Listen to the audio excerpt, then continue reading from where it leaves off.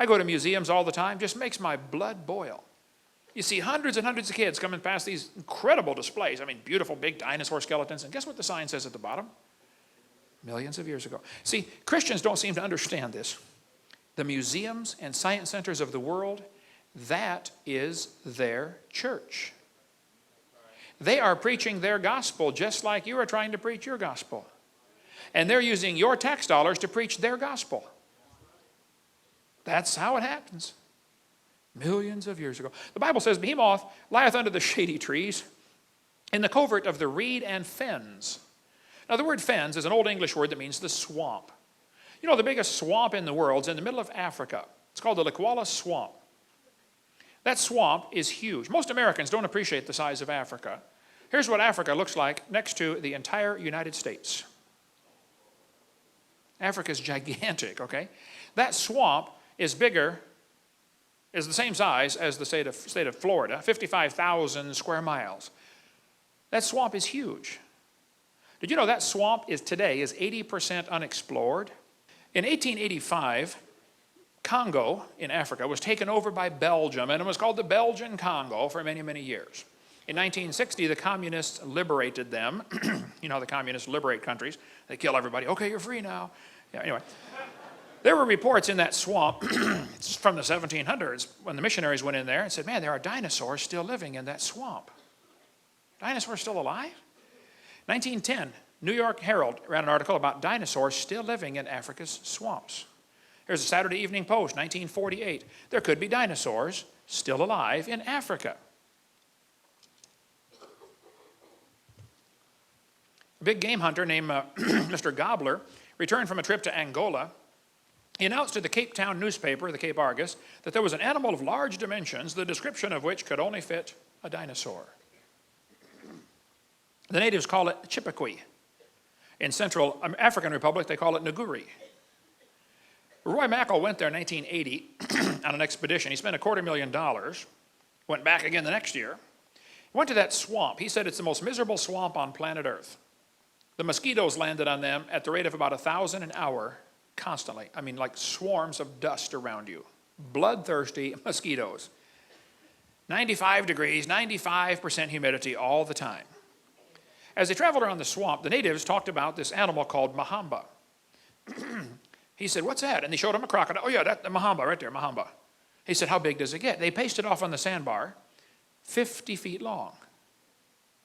Now, if you're a pygmy, 4'4", a 50-foot crocodile looks really big to you, okay? And everybody says, no, crocodiles, they never get past about 17 feet. Oh, I don't think that's correct. Earlier in the summer of 2005, they killed a 24-foot crocodile in that swamp. Of course, the natives will say, oh, you should see the big ones. The natives also talk about an animal they call mokele Mbembe. Mokele Mbembe? What on earth is that?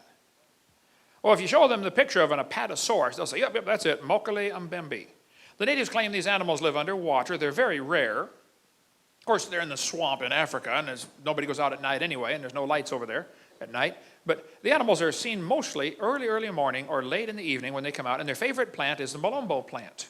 There's Dr. Mackal holding a molombo plant. Dr. Mackal was a University of Chicago microbiology professor, and he went over there and studied this carefully and came back and wrote a book called A Living Dinosaur. Now, he believes in evolution, but his book is great about the evidence for dinosaurs still living in African swamp. They found footprints of the creatures. A missionary friend of mine was there for 43 years as a missionary, Eugene Thomas. He's in Ohio now. Here's his phone number. Call him up. He was there for 43 years. He said, I had 2 pygmies in my church. It killed one and ate it. Dinosaurs. There have been reports of these creatures in that swamp for a long time. One Belgian Congo biologist went up there, upriver 500 miles from his house and said he saw one, but his camera malfunctioned because the high humidity apparently ruined all the mechanisms inside. I don't know. But there have been many reports of dinosaurs in that swamp, and you can study this for yourself. One group went there, and they said the creature was dark brown in color. The skin appeared slick and smooth, had a long neck and a small head. They heard it, they saw it. It was making a roaring noise, and the government officials even saw it.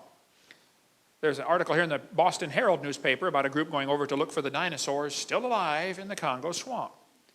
All you got to do is type in cryptozoology. Crypto means hidden, zoology means study of animals. Cryptozoology, you'll find all kinds of stuff about dinosaurs still living. The natives claim these animals live in caves along the side of the river. William Gibbons has been there 4 times now to the Congo swamp. He and I wrote this book together for kids, Claws, Jaws, and Dinosaurs. William Gibbons wrote me a letter. He said, according to our guide, Pierre Sima, we were the first white men to actually penetrate the forest and swamps bordering the Buamba River. Our informants, almost all of them Baka pygmies, with the exception of an elderly Cameroonian Muslim, are perfectly familiar with all the known and unknown animals of the swamps.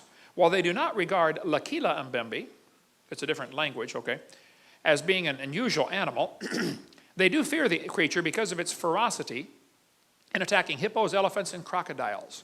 The animal appears to be completely intolerant of any other large creature that shares the river and controls large stretches of the river, particularly where the food supply is present. The 2 suspected dinosaurians, mokele Mbembe and Ngubu, are observed and encountered on a regular basis. I questioned an older Baka couple that work on Pierre's plantation. Like most pygmies, they are very familiar with the flora and fauna of the region. I presented them with our book of known African animals and dinosaur illustrations. About 98% of the dinosaur illustrations were rejected, except for 2, which they picked out without hesitation, that they had observed, a sauropod dinosaur and a triceratops. Now, why would people in the middle of the swamp in Africa say, oh yeah, we've seen that one? Missionary Cal Bombay was there for years in Kenya. He said he and his wife saw one of these creatures, but the plates on the back were bigger, more like a stegosaurus. Down in South America, they've got the Amazon jungle, which is huge. In 1907, the British Army sent Colonel Fawcett to mark the boundary between Brazil and Peru. He was an officer in the Royal Engineers and was known as a meticulous recorder of facts. In the Beni swamps, he said he saw what he believed to be a diplodocus. The natives and the tribes around there say, oh yeah, that animal still lives out here in the swamp. Colonel Fawcett's son made sketches of the footprints. In 1883, Scientific American ran this article before they got committed to evolution. An article like this would never make it in Scientific American today, because now they're dedicated to preserving the theory. But they said the Brazilian minister at La Paz, Bolivia, had remitted to the Minister of Foreign Affairs in Rio photographs of drawings of an extraordinary saurian killed on the Beni after receiving 36 balls. By order of the president, the dried body, which had been preserved and was sent to La Paz. It was 12 meters long, 39 feet from snout to point. It had scale armor. The neck is long, the belly large and almost dragging the ground.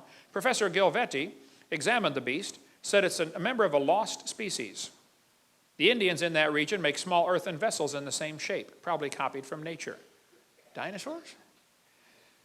Vaughn Goff called me 3 days ago, as I was driving up here to Indiana. He said, yeah, the natives in his area talk about a lizard that's 30 feet long, 5 feet tall, makes a thundering noise to startle its prey. The native Waiwai Indians call it Uru Fairy, and they are terrified of this creature. Here's his email. Vaughn@goffministries.org. Email him. They're talking about dinosaurs still in the swamp down there. Here's a giant snake that was killed several years ago, 35-foot snake. It had eaten a man who fell asleep on the job. Stay awake on the job, fellas, okay? This snake was reported in Indonesia being 49 feet long. I don't know if it's true or not, but I mean, people might have exaggerated, but that's the reports of a giant snake down there. Colonel Fawcett said he killed a 62-foot anaconda snake.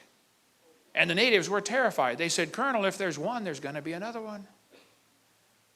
The officials of Brazil-Colombia boundary in 1933 killed a 98-foot snake, 2 feet in diameter, weighed 2 tons. The cook from a hotel in Amazon said they saw a 100-foot snake that the military hunted down after it killed and eaten 2 soldiers. The head was 5 feet long.